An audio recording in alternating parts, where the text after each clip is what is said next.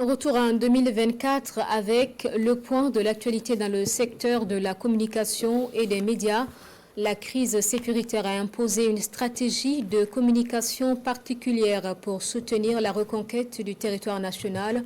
Communication sur les avancées, mais aussi communication contre les tentatives de pollution en matière d'information.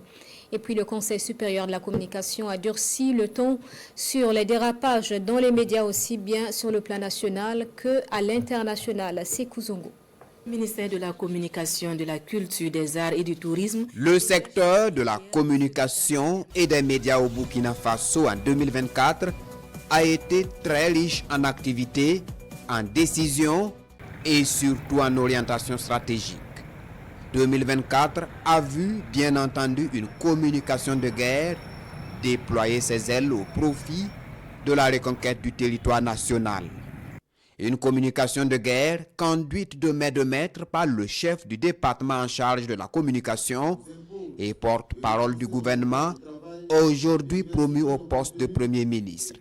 À l'actif donc de la communication de guerre, plusieurs émissions sur le groupe Média Leader, notamment Questions majeures, Tribune de redevabilité et 52 sur la RTB avec des actions militaires sur le terrain, sans oublier les nouvelles du front, diffusées régulièrement sur la télévision du Burkina et sur les pages de l'agence d'information du Burkina AIB.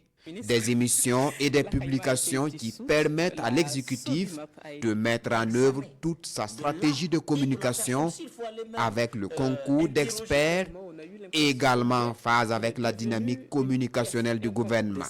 En 2024, le Conseil supérieur de la communication a été très actif dans le domaine de la régulation des contenus des médias.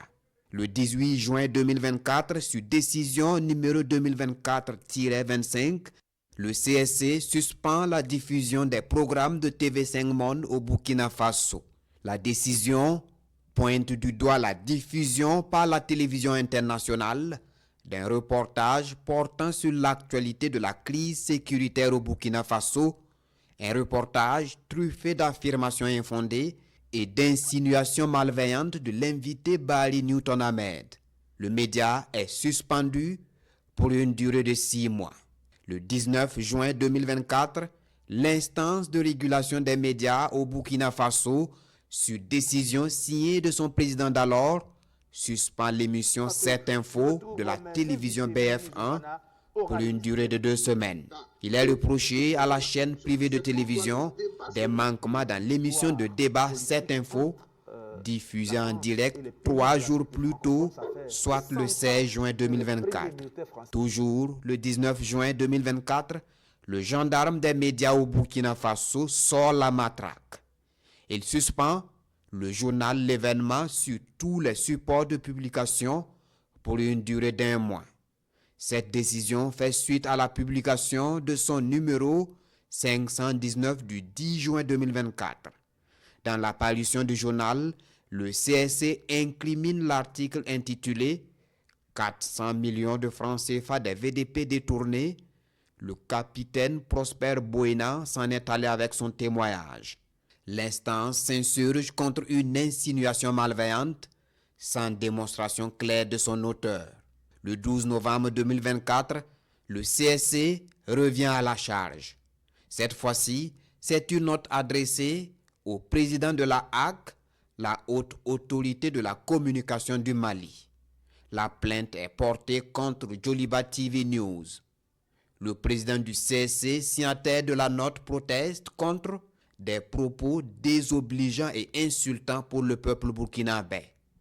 Une protestation qui oblige la HAC, l'autorité malienne de régulation des médias, également en adéquation avec la vision des chefs d'État de la Confédération des États du Sahel, à suspendre en dernière instance Joliba TV pour 6 mois. Autre point majeur dans le secteur de la communication et des médias en 2024, c'est la tenue de la 27e nuit des Galiens. La tenue de cette nuit de récompense des œuvres journalistiques n'a pas connu de super Galiens par faute de moyens requises, mais l'édition innove avec les Galiens Kids. Le groupe Média Leader affiche son leadership dans l'univers médiatique en raflant 18 prix. L'année 2024 a vu également la délivrance du laissez-passer et de la carte de presse passer du CSC au ministère en charge de la communication. Un transfert d'attributs effectif depuis le 30 octobre 2024 pour se conformer au décret en date de 2021 consacrant ce passage institutionnel. En 2024, Radio Burkina est vieille de 65 ans. Un jubilé de palissandre que la RTB a commémoré en mettant à contribution les anciens de cet outil de proximité. L'année qui vient de s'achever est également marquée par une grande vision communicationnelle de la Confédération des États du Sahel. À l'issue d'un atelier d'experts en communication du Burkina Faso, du Mali et du Niger, la Confédération décide du lancement d'un Web TV pour répondre aux médias mensonges pilotés par les impérialistes occidentaux et leurs alliés de la sous-région. Le mémorandum d'entente qui acte la création de ce média est signé le 30 décembre 2024 à Bamako. Le même jour, l'espace confédéré dévoile son logo, une identité visuelle qui traduit la vision des 3 chefs d'État. La mise en place de cette stratégie va permettre à l'espace confédéré de contrôler efficacement sa communication.